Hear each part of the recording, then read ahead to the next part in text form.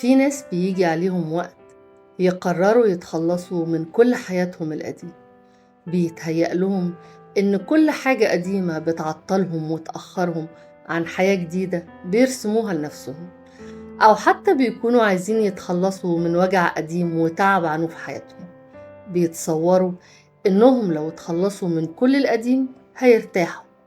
بيقرروا يصنعوا لنفسهم تاريخ جديد ويرموا كل حاجة قديمة في صندوق الذكريات. بكيا بكيا ربا بكيا، كل حاجة قديمة للبيع، حب قديم للبيع، قصص قديمة للبيع، صحاب قدام للبيع، ضحك ولعب وعرايس وكتب قديمة للبيع، صور قديمة للبيع، دفى وحب وسعادة للبيع، ناس طيبة ومخلصة للبيع، اهتمام وحنية من غير غرض للبيع، وورد قديم وسط الكتب وورق مليان حنين للبيع.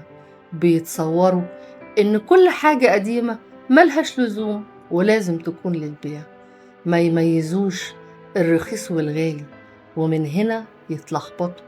ما يعرفوش الحقيقي من مزيف والغالي من رخيص، بس ما بيلاقوش حد يشتري القديم فيخزنوه في صندرة قديمة مليانة صناديق ذكريات، كل واحد بيرمي فيها الفرح والسعادة جنب الدموع والقهار، من غير ما يفرقوا بين الرخيص والغالي، وإيه اللي يستحق ينباع وإيه اللي نشتريه بالغالي.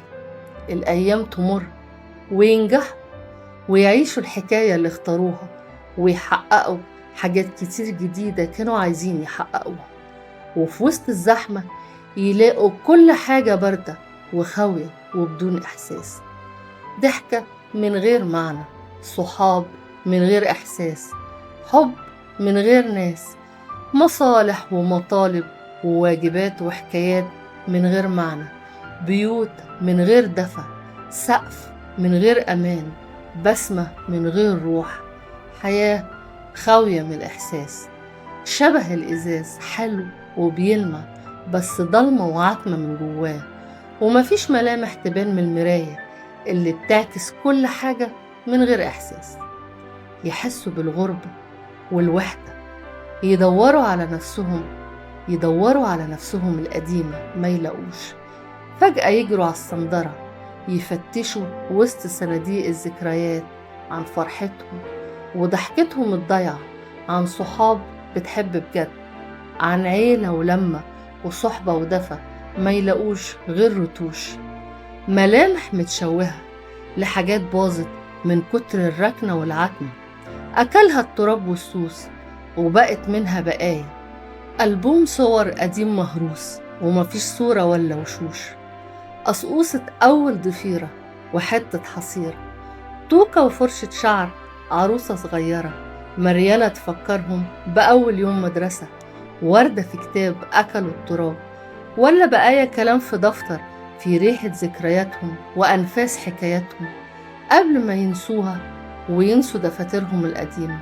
يتبسموا لما يشوفوا أي ملامح تفكرهم بنفسهم، ترجعهم لإحساسهم، لمعناهم ولجذورهم. يجروا على البيت القديم يسبقهم الشوق والحنين، يدوروا على الناس الطيبين، على الدفى والحنية والحب الكبير. يتفاجئوا إن البيت اتهد لأنه كان من طين في زمن الطيبين، مبني على وش الأرض من غير أساس، فوقع البيت جدار ورا جدار، ومحدش فكر يرممه أو يصلحه، لأن محدش كان يهمه شوية تراب. بس نسيوا إن التراب كان جدران دافية بحب من غير حدود، وطيبة نادرة في الوجود. نسيوا إنهم تحت التراب فاتوا ذكرياتهم وضحكات كتيرة طالعة من القلب، وحضن كبير كان بيلمهم، عمرهم ما حسوا بقيمته غير لما صحيوا فجأة وما لقوهوش.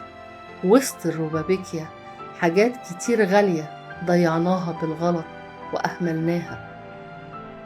الحب عمره ما هيكون ربابيكيا، الدفى والعيلة والبيت الكبير، الصحاب واللمة والحضن الكبير، مش كل حاجة بكيا، لأن هيجي اليوم اللي تلاقي البكيا فيه أغلى من حاجات كتير اشتريتها وطلعت فالصو، ناس فالصو، حب فالصو، أصحاب فالصو، دنيا فالصو.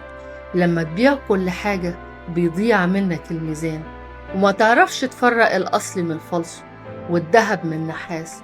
وسهل تتغش في الناس لأنك بعت الطيبين فنسيت انت مين، وبقيت عايش وسط المزيفين وراضي وعايش حياتك عادي من غير نفس ولا إحساس. لا عارف الصفيح من الماس ولا مقدر الجواهر أو مفرقها من التراب اللي لازم ينداس.